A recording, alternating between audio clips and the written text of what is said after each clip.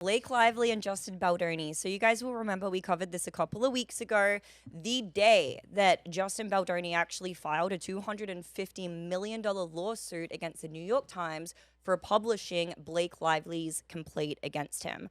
Now, these two at this point are both throwing around different lawsuits, both really wanting to share their side of the story, pointing the finger and blaming the other person for all of the issues that arose on the set of the movie It Ends With Us. By the way, have any of you watched it between the time that I we... haven't. No. Okay. I haven't. Yeah. Your segment was interesting, but not interesting And enough here's to the make thing, me guys. watch that. I don't care for celebrity drama, but this underscores a much more important theme and topic, which is about the Me Too movement and the way that it is grossly used to be able to target men and to silence men, and for women to essentially be able to, again, believe all women. That was the lie that was propagated for so long. And unfortunately, there's still a lot of people out there who believe that narrative that we should believe all women. So this story is crazy, all the way from serious accusations of sexual assault to more petty things like Blake accused Justin of crying in her dressing room over reports that she looked old on set, all the way to accusations of Blake sending Justin, who was also the producer of the film. He didn't just co-star in Did he it. direct too? He directed and produced That's it. a lot, and acted. So. Yeah. Apparently, she sent him down to the basement during the premiere of the film. We're going to be diving into What? all of that. But so essentially, Lively is the first one who actually acted with her lawsuit. She included thousands of pages of text messages and email correspondence between her and Justin. And she then went on and leaked this complaint and all of the so-called evidence to the New York Times. In a nutshell, the lawsuit accuses Justin of serious misconduct that caused her emotional and physical pain. She claims that things were so bad on the set of It Ends With Us that she actually had to bring in her husband, Ryan Reynolds, for a meeting to be able to address Justin Baldoni's behavior on set. And at which point, her and Ryan created a list of requirements that must be adhered to if Blake was going to continue working and continue promoting the film. So we can go ahead and pull this up. There was actually a list of 30 different things. We're just going to pull up one page. Yeah. If you guys want to pause it and read through all of them, you can. But, for example, we talked about last time that she had accused him of talking about his pornography addiction in a way that was, disturbing and uncomfortable to her.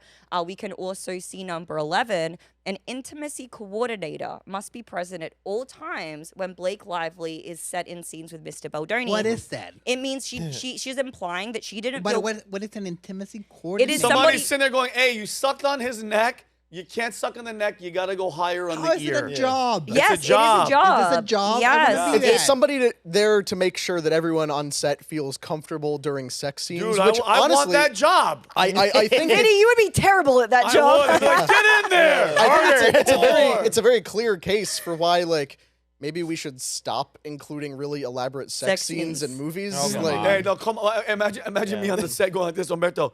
Cut. Just really quick. I want to see more. You got to grab his ass. If you're gonna go for it, grab his ass harder. Yeah. You would be good at that, You're damn Vinny. So, guys, Justin adhered to those demands. He agreed to all of those demands. However, what Blake claims is that Justin then went ahead and proactively hired a PR team, in fact, the same PR team that actually represented Johnny Depp during the Amber Heard case, to craft a smear campaign against her for fear that, she would go public with this information once the movie was released. So essentially, she's claiming that they were trying to get ahead of the story and create this retaliatory campaign against her due to the demands that her and Ryan Reynolds made.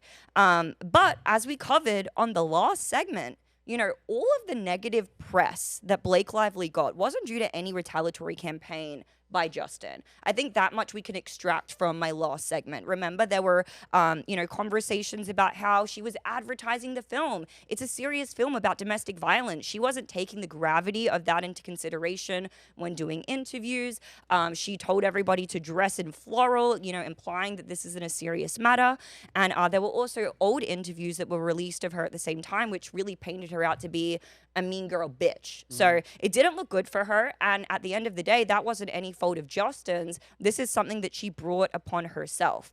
However, the lawsuit that she filed against Justin and reported to the New York Times was so damaging that his own agency dropped him. He had his awards rescinded, which we also covered last time. And she pretty much alienated the entire cast of It Ends With Us against him. And again, literally pushing him into the basement during his movie premiere. And we're going to listen to some voice notes from Justin that kind of go into a little bit more detail about that later on. But, it seemed that her plan really started to work because everybody, instead of hating her, we're starting to feel sorry for her. And online, the narrative started to change. And that's when Justin's lawsuit followed, okay? He sued the New York Times for $250 million for defamation, claiming they teamed up with Blake Lively to cherry pick evidence and essentially make him and all of his associates look bad. Justin's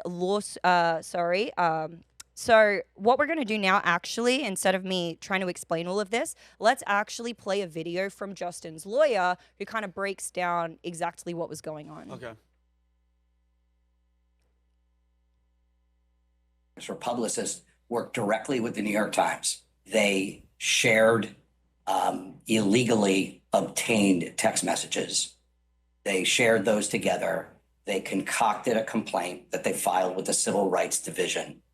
They omitted texts that would have provided context, texts that were in the exact same string that would have provided context of what was really going on.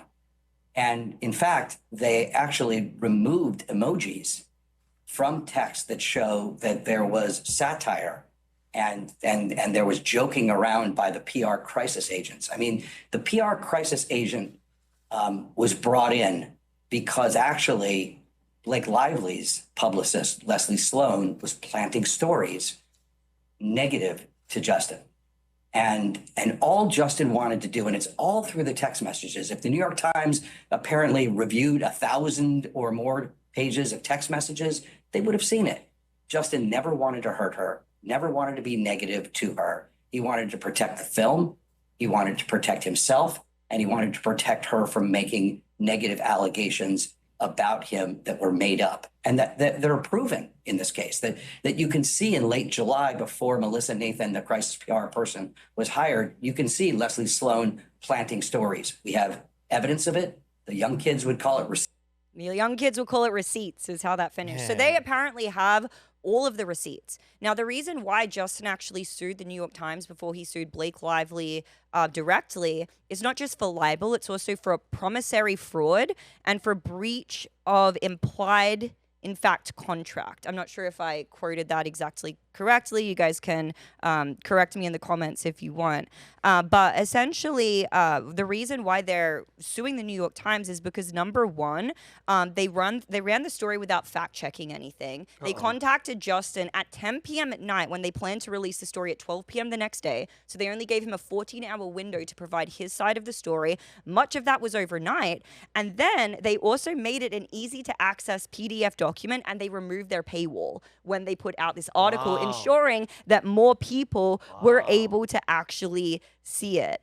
And it's really interesting that, obviously they wanted to release this to the New York Times because you guys will remember that's where the whole Weinstein scandal started, was inside of the New York Times. So was she trying to create another Weinstein moment? Evidence could suggest that possibly so. Now, they are also planning to sue not just Blake Lively, but also Ryan Reynolds as well, personally. Oh, wow. Let's play this video and see what they have to say about that. Sue everybody. Are you going to sue Blake Lively too? Into oblivion, Megan. Wow. Wait till you see this lawsuit. It's all going to be based on evidence. It's not going to be just a lawsuit. It's going to be the kind of lawsuit that is full of evidence, admissions, documents, which prove exactly what she did and how she bullied her way through the process to take over the movie and used her PR people to try and destroy Justin. There's a number of different defendants here. Stephanie Jones will be all over this complaint. That is the PR agent who was supposed to be working for Justin Baldoni. Leslie Sloane, who's another PR agent who will be part of this lawsuit. That was Blake Lively's.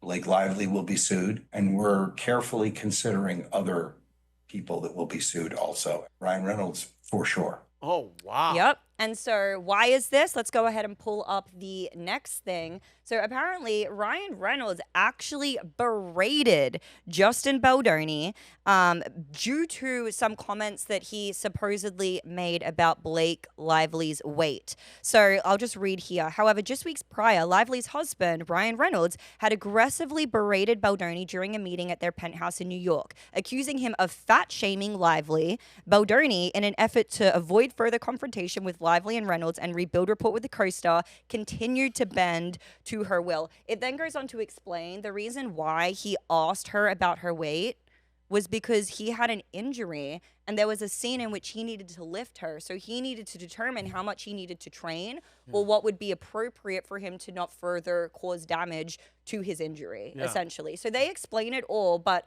on account of this, he was subject to serious mistreatment by both of them. And now, you guys may have seen this circulating around social media. Vinny, I know you saw this movie, Wolverine and Deadpool.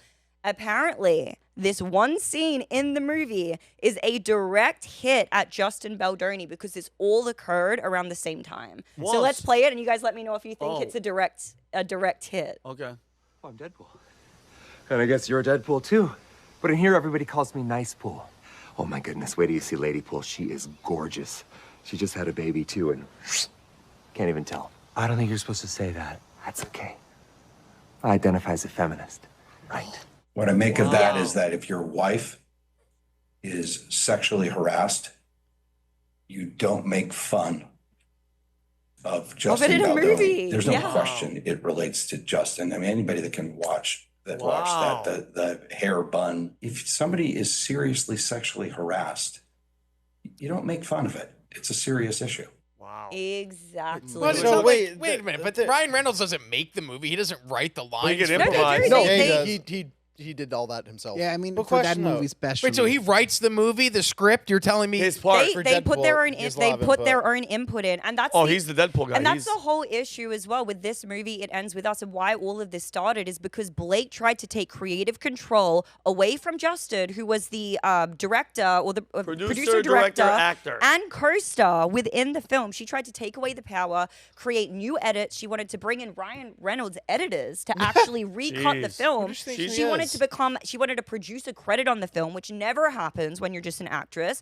And in the end, she wanted her own final cut of the movie as well. Bro, this is all pointing towards her really effing up. Like Yeah. her, like what a mistake. Imagine you're him and you're Baldoni. What's his name? His first Justin name? Baldoni. Justin is like, bro, you have this vision. You're producing. You're acting, Rob. You're directing, and you wind up with her. With that person. That's like the type of treatment you get though. Like if you're like one of the best actors out there, and like you're really good friends with the director, like a Scorsese De Niro relationship. Or something. Like that's the type of situation she was trying to create. But it's like she's not at that level though, right? I don't think but, so. like she acting like that because Ryan Reynolds is at that level. Yeah, Like, I mean, she is a bigger actress than Justin Baldoni for sure. And then her husband, Ryan Reynolds, is an even bigger actor than her. So these are two Hollywood elites who are basically trying to wield all of the power and influence they have to, number one, get control of the movie. And when he tried to take back creative control, there's been this massive back and forth lawsuit as a result, which is them trying to control the narrative. Essentially, they're just being brats. I mean, that's my take on it so far. We can skip this one, Humberto. Let's just go straight into the text messages. Here's just a couple of texts that highlight exactly what's going on here. So this is can you say Justin. please? Pardon? Jesus Christ. What? How bossy. Oh, here we go. Me? Yeah. Oh, sorry, Supreme Leader. All right, good. Love There you. you Let's go. go and Okay. pull it up. So Justin messages and he says, just curious, have you guys peeked at her cut and if anything has changed? So this is him asking the editors about his movie. Okay. I have just been told that we are not permitted to look because she brought in Ryan Reynolds editors. The editors are not allowed to even look. Ha ha, wow, when did that happen? As per Sony this evening. The editors and director isn't allowed to look at an actress's cut. Got it. Well, here we go. We will continue to take the high road. Next What clip, the? please. It's way too nice. Way too nice. Okay. And then so coming into the next ones, the editor is literally checking in on him. Wait, next one. Sorry, actually, if you could. Hey, just checking in. Hope you're hanging in there. We're going to get through this, damn it.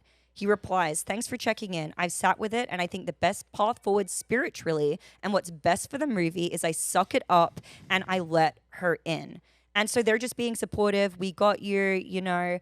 And he says back to them, just trying to reassure them, we made a beautiful baby together. The baby may not grow up to the tone of exactly what we thought it would, but it's still beautiful. That's what I'm holding on to. Very proud for what we've done. And then an editor said to him, the last I heard that she was putting back a fair amount of our version, just not sure what that entailed or to what extent. I guess you'll find out. Click back to the previous one, please.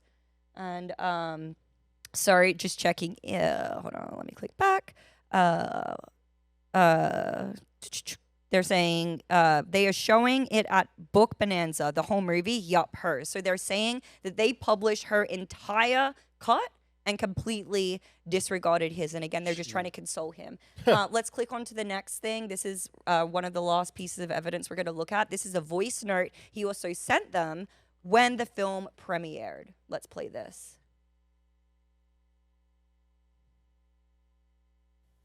Think about this on what, you know, could have been one of the most beautiful nights of my life career-wise. I literally was sent to the basement with all my friends and family for over an hour. Because I wasn't allowed to be seen. She didn't want me anywhere near her or the rest of the cast. What? So they ushered me off the carpet and they sent us down to the basement. We were down there together.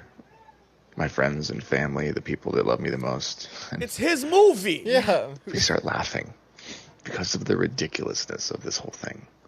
Mm-hmm. And I realized, like, on a night that was supposed to be so materialistically joyful, that's what you get for being a feminist. I was in the basement. Yeah. That's what with you the get for people being that I love the fucking most, nice and to we her. were all joyful Who and sent him to laughing. the basement?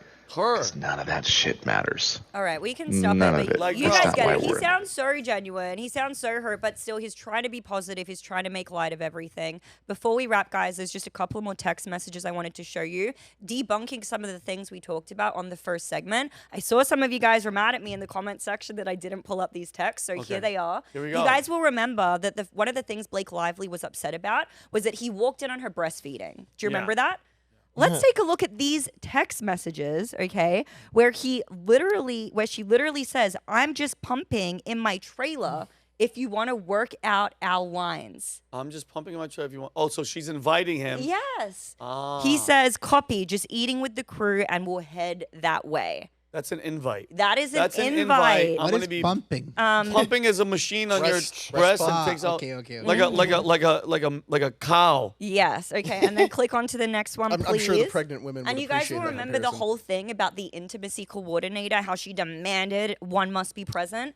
This is him literally texting her saying, I had an intimacy coordinator who I love. We'll set you up to meet and FaceTime with her. And she says, I feel good. I can meet with her when we start.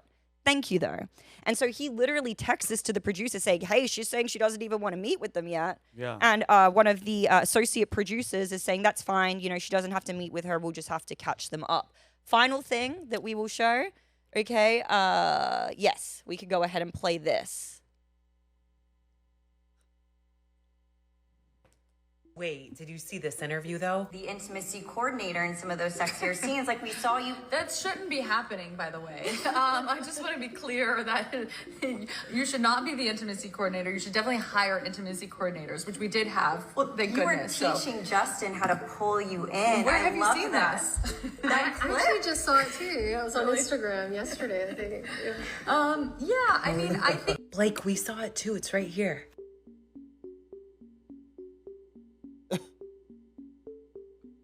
Oh my god. So there you go. So those are some of the main claims that, really started this sexual harassment lawsuit, this retaliation lawsuit was, really upheld by some of these more serious claims that she made, many of which seem to be debunked. And apparently this is just the beginning. Justin and his legal team are releasing everything. This is about to get so messy. And yeah, I mean, it ends in court. We'll find out what happens, I guess. Do you think it helps the movie? No, the movie actually tanked. And Really? apparently, well, not tanked, but it didn't do as well as they expected. And again, I would have loved to have seen what this movie could have done if they released his cut. The person who had the creative vision, made the decision to hire her in the first place for this role. She literally changed everything and took over everything with this movie.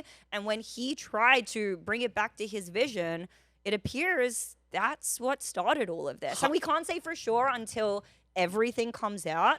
But on the surface, I mean, what do you guys think? If this nonsense somehow makes it go down as one of the most legendary sought-after director's cuts of a film, it's like, okay, the director's cut of Blade Runner, the Snyder cut of Justice League, and then Justin Baldoni's original version of It Ends With Us. This is the whole thing. And all of this is over a movie that I can pretty confidently say nobody on this stage cares about, and most people in the viewing audience probably didn't care much about either. I care about it more now than I did before, though. Yeah, I know more about it than the backstory. I never would have given this movie a second thought. Now I've given 2 episodes worth of brain power thinking about Sorry, It Ends With Connor. Us. Sorry. I mean, no, it's interesting. Same thing like the Johnny Depp Amber Heard trial, where it started and everybody was on Amber Heard's side, and then very quickly realized, oh, she's actually a psychotic bed pooper, and Johnny Depp is an abuse victim.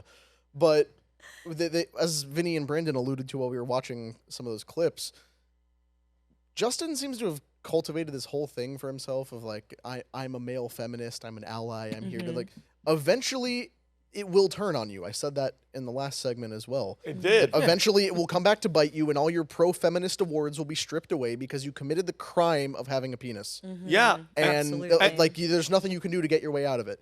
Being nice, having man buns, identifying as a feminist. Watch your Cock got mouth, cocked. buddy. Why are we surprised? Watch your mouth about Exactly. the man bun. But listen, Comes here's to the my thing. I'm just so confused. If you're producing the movie, you're in charge. If you're directing, you have a lot of power. You're acting. That's the trifecta. Was she put on as executive producer? No, she was associate producer. She asked, she wanted to Biggest get more mistake. involved, so he brought her on as an associate producer. mistake. But even an associate, you don't get a producer credit for an associated producer I don't- role. I- And you especially don't get to decide what is the final cut of the movie. Correct me if I'm wrong. I think in the credits she has to get an associate producer, but what does that entail? An associate producer, you don't have the final say. Him, and you nailed it. Him being a feminist, bowing down, softy, I'm sorry, bro, that's what you get. Sometimes you gotta put your foot down and be like, no, bitch, this is my vision. This is my movie. You're just a part of it. That's probably one of the worst decisions of his life is freaking casting somebody like that, because that shit backfires. He could have nipped that shit in the bud from the beginning in the negotiations. Like, hey, listen, my vision, my last call, that's how it's gonna happen. There's nothing that I do that, like, for instance, if I shoot a sketch, nobody else gets to go and edit it once I'm done with my edit. Are you fucking, what? Yeah. That's like having an artist paint something for you, and then you give it to somebody and they go, yeah, you know what? I'm taking off the red and I'm taking off the greens. Right. No, that's my art.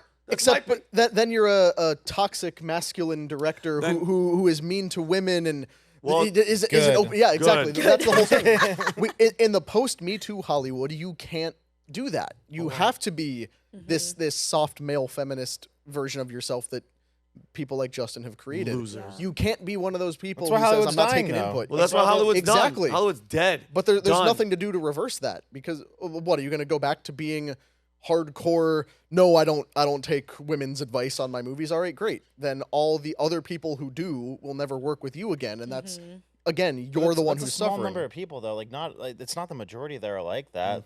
You know, the majority of people want to create great things, and they aren't bossy divas like that. Yeah, that was poison from the beginning. When you said that he was a feminist and he's bowing down to women, I knew it was meant for failure. All right, so if you like this clip, click right here. And if you want to see more like it, click right here. Stay angry, Patriots.